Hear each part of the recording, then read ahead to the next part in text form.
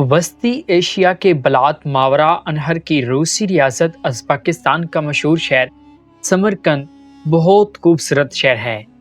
Ibn Battuta इस शहर के बारे में लिखते हैं, ये निहायत वसी और अरीज और हुस्न जमाल में यकता शहर है। इसमें आलीशान महलात और फन तमीर की शाहकार अमारात हैं, जो इसके बाशिंदों के आली हिम्मती और कारीगरी पर दलालत करती हैं। इस अजीमुल शान शहर को फतह करने वाले मशहूर मुस्लिम जर्नैल और कायदे किबा बिन मुस्लिम बाली थे। वो 49 हिजरी में इराक के शहर बसरा में पैदा हुए। महज 47 साल की उम्र में वो इस जहान फानी से रुखसत हो जाते हैं और 96 हिजरी में अज़्बाकिस्तान में उनकी कब्र बनती है। कुतैबा के वालिद बहुत बड़े फौजी अफसर थे। हम कह सकते हैं कि कुतैबा की तरबियत घोड़ों की पीठ पर हुई थी। अस्सलाम वालेकुम, आप देख रहे हैं गालिब टीवी और हम आपको आज की इस वीडियो में खुशामदीद कहते हैं। समरकंद अज़्बाकिस्तान का दूसरा बड़ा शहर है। इस शहर की अपनी एक तारीख है। समरकंद का मैनी जमीन का किला है। कुतैबा बिन मुस्लिम बाहली के बारे में इतना जान लीजिए कि इनके जिस्म में चैन न था। वो हर वक्त अपने आप को घोड़े पर सवार देखना चाहते थे। अल्लाह ही बेहतर जानता है कि उन्होंने कितनी फतूहात की। 83 हिजरी में कुतैबा बिन मुस्लिम ने अमवी दौर की हुकूमत में समरकंद को फतह किया और उस पर इस्लाम का झंडा लहराया। कारीन कराम, ये सैयदना उमर बिन अब्दुल अजीज रहमतुल्लाह अलैह के औहदे खिलाफत में होने वाले एक निहायत मुनफरिद नौयत का वाक़या है। आप हैरान होंगे कि दुनिया में ऐसे आदिल हुक्मरान भी गुजरे हैं। समरकंद की गहरी सर्द रात में एक शख्स अपने घर से चारों तरफ गुप्त अंधेरे में निकलता है। इसका रुख शाही महल की तरफ है। वो आहिस्ता आहिस्ता कदम उठाता अंधेरे में रास्ता तलाश करता बल आखिर महल के करीब जा पहुंचा। इसकी एक जानिब मबद है। इसके दरवाजे पर एक बहुत भारी पत्थर रखा हुआ है जिस पर मूर्तियां खुदी हुई हैं। इस पर रोब तारी है। वो जिंदगी में पहली मर्तबा मबद में दाखिल होने वाला है। इससे पहले इसको कभी ये मौका मुयस्सर नहीं हुआ।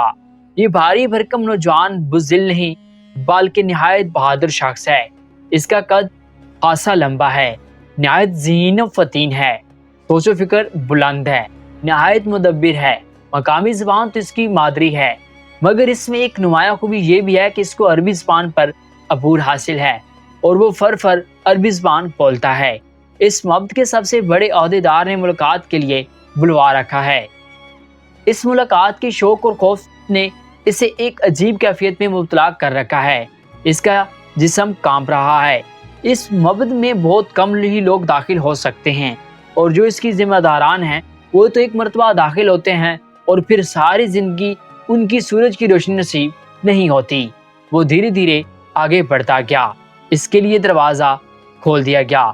अगले कमरे के वस्त में इसने एक अजीम डेलो डाल वाले शख्स को देखा।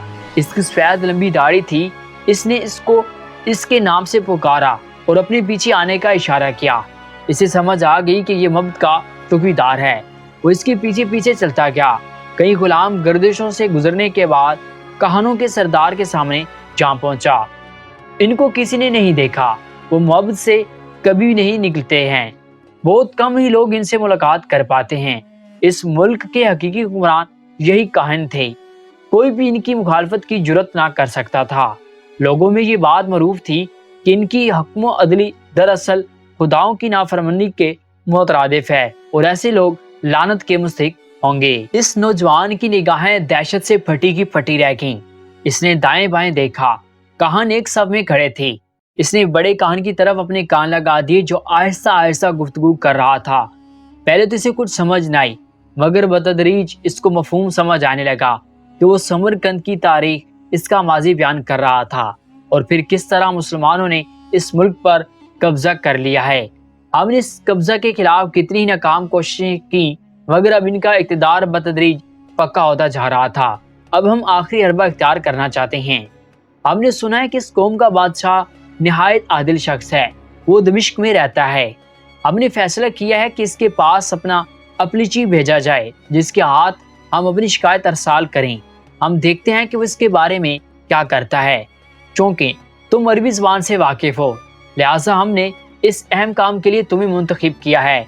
तुम निहायत ज़हीन और दिलेर भी हो, गुफ्तगू का फ़न जानते हो। क्या तुम इस काम के लिए आमादा हो? नौजवान ने इस बात में जवाब दिया, بڑے کہن کا کہنے لگا، پھر فوری طور پر اپنے سفر پر روانہ ہو جاؤ، تمہیں زاد راہ وافر مہیا کر دیا جائے گا۔ نوجوان وہاں سے نکلا تو خوشی اور مسرت اس کے چہرے پر عیاں تھی۔ وہ سوچ رہا تھا، اور سب سے بڑے کہاں نے مجھے شرط بازیابی بخشا ہے، مجھے ایک عظیم مشن کے لیے منتخب کیا ہے۔ اب وقت ہے کہ میں اپنی صلاحیتوں کا مظاہرہ کر سکوں۔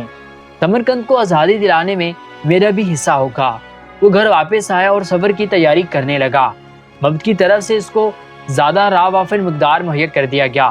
اس کا تیز رفتار گھوڑا اس کے ہمراہ تھا۔ وہ اس پر سوار ہوا، اس کا رخ بخارا کی طرف تھا۔ وہ مہینوں کا سفر ہفتوں میں طے کرتا حلب پہنچ گیا۔ دمشق اس کی آخری منزل تھی جو اب بالکل قریب تھی۔ پھر وہ دن بدن آیا جب وہ دمشق میں داخل ہو رہا تھا۔ دمشق جو مسلمانوں کا دارالخلافہ تھا، ان کی عظمت کا نشان، بہت بڑا شہر، نہایت صاف ستھرا، تہذیب یافتہ، اسے یہ سمرقند سے کہیں بڑا نظر آیا۔ وہ ایک سرائے میں اترا اور اس کے مالک سے پوچھا کہ امیر المومنین سے ملنے کا کیا طریقہ ہے؟ سرائے کے مالک نے کہا کہ ہمارے امیر المومنین سے ملنا نہایت آسان ہے، تم مسجد اموی کی طرف چلے جاؤ، وہاں کسی بھی شخص سے ان کے گھر کا راستہ پوچھ لینا، وہاں پر کوئی پہرے دار نہیں ہے، نہ ہی ملاقات پر کوئی پابندی ہے۔ وہ مسجد اموی میں داخل ہوا۔ ایسی خوبصورت عمارت اس نے آج تک نہیں دیکھی تھی۔ اس نے خیال کیا کہ یہ شاہی محل ہو سکتا ہے، چنانچہ اس نے ایک شخص سے پوچھ ہی لیا۔ اس کے لہجے اور شکل سے معلوم ہو رہا تھا کہ وہ شہر میں اجنبی ہے۔ اس نے کہا، کیا تم کسر خلافت کے بارے میں جاننا چاہتے ہو؟ مگر کیا یہ کسر خلافت نہیں ہے؟ اس نے تعجب سے پوچھا۔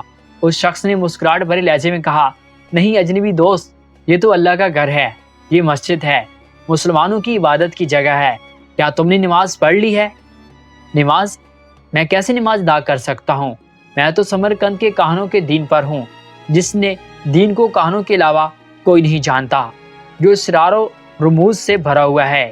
آدمی نے سمرقندی سے دوبارہ سوال کیا تو اس نے کہا، میں نماز کیسے پڑھوں؟ مجھے نماز کا طریقہ بھی معلوم نہیں۔ اس نے پوچھا، تمہارا دین کیا ہے؟ کہنے لگا، میں سمرقند کے کہانوں کے دین پر ہوں۔ سوال ہوا، ان کا دین کیا ہے؟ جواب ملا، مجھے معلوم نہیں۔ سوال، پھر تمہارا رب کون ہے؟ اس نے جواب دیا، مبت کا خدا۔ اب اس نے اگلے سوال کیا، اگر تم اس سے مانگو تو کیا تمہیں عطا کرتا ہے، اور اگر تم بیمار ہو تو تمہیں شفا دیتا ہے؟ کہنے لگا، مجھے معلوم نہیں۔ اس شخص نے موقع غنیمت جانا کہ ایک شخص شکل و صورت سے ذہین و فطین ہے، اجنبی ہے، اس کا کوئی دین اور مذہب نہیں، اس کو دین کے اصول بتائے جائیں۔ چنانچہ اس نے اسلام کی خوبیاں بیان کی، اور پھر چند ساعتوں کے بعد تھی اس سمرقند کے دل غبار چھٹ گیا اور اس نے کلمہ توحید پڑھ لیا اور دین اسلام میں داخل ہو گیا۔ اب اس شخص نے اپنے اس نو مسلم بھائی سے کہا، چلو ہم امیر المومنین سے ملنے کے لیے چلتے ہیں۔ ہر چند کا یہ وقت انہوں نے اپنے گھر والوں کے لیے مختص کیا ہوا ہے، مگر پھر بھی وہ ہم سے مل لیں گے کیونکہ وہ بہت متواضع ہیں۔ مسجد سے نکل کر وہ گلی میں آئے۔ نہایت ہی سادہ سے دروازے کی طرف اشارہ کر کے اس نے بتایا کہ یہ امیر المومنین کا گھر ہے۔ اس کو تعجب ہوا، اس کا خیال تھا کہ بڑا عالی شان محل ہوگا، مگر یہ تو معمولی گھر ہے۔ اس نے دروازہ کھٹکھٹایا۔ خلیفہ عادل عمر بن عبدالعزیز نے اس کا حال پوچھا، آنے کا مقصد معلوم کیا؟ بتاؤ کیا مسئلہ ہے؟ اس نے عظیم سپہ سالار قتیبہ بن مسلم کے خلاف مقدمہ دائر کیا کہ ہمارے ملک پر مسلمانوں نے قبضہ کیا ہے۔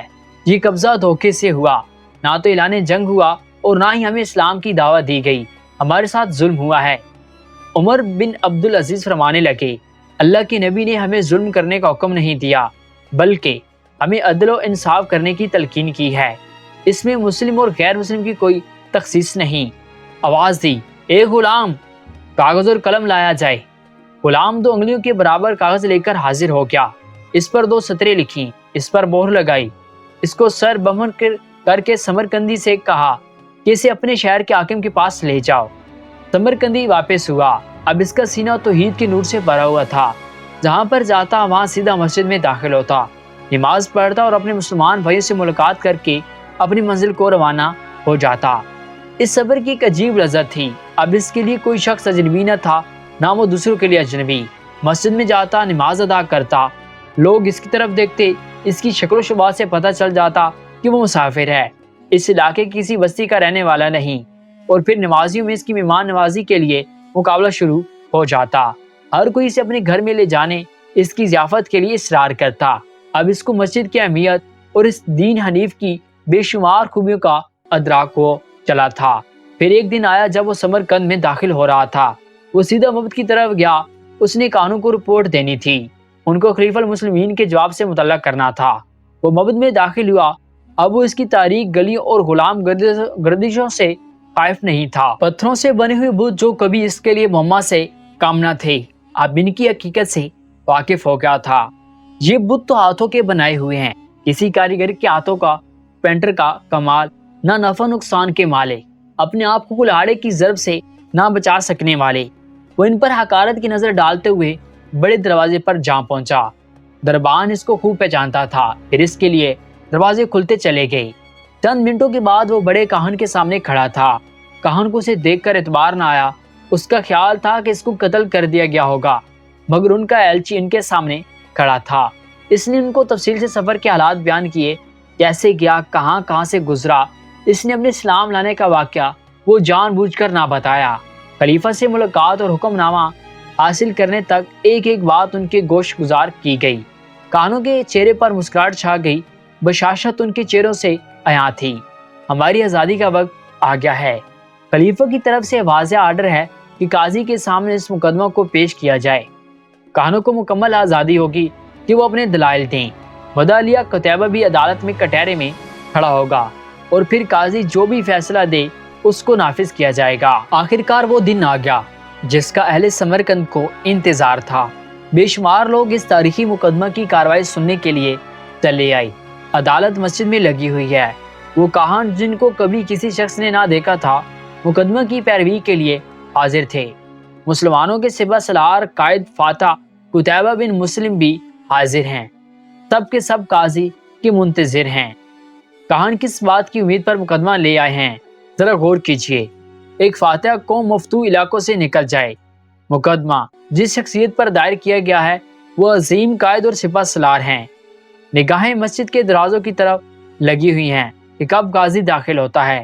حاضرین کو بہت زیادہ دیر نہیں کرنی پڑی۔